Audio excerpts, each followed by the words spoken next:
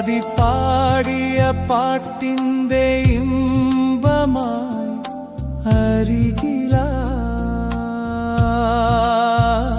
100 ജന്മങ്ങൾ കാത്തിരുന്ന എൻ പ്രിയ സഖിയായി നീ.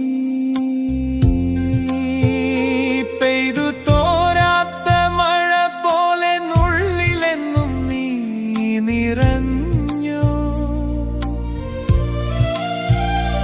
എന്റെ പ്രണയത്തിൻ താളമായി നീ എന്നിൽ പടർന്നു.